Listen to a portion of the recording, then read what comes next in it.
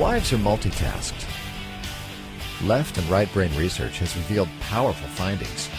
But with this incredible strength come exciting challenges for husbands.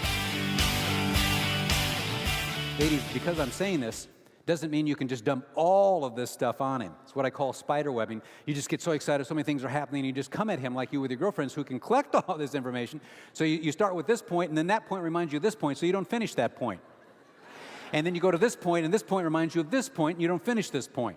And this point reminds you of this point. Now, if you give him 45 minutes, 30 to 45 minutes, you'll always come back to each of those points and tie a knot around them, okay?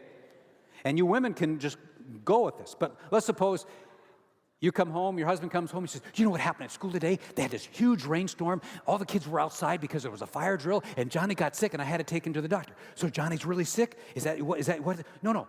You know Mary, that nurse?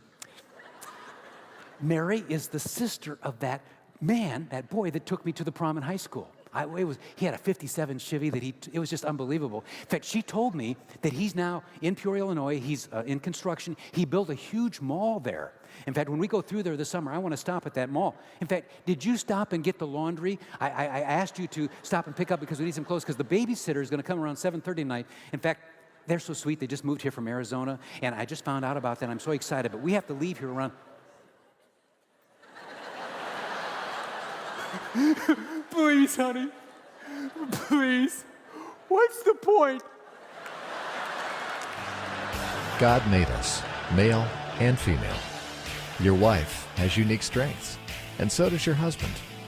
Come find out what they are at 11 Respect Marriage Conference.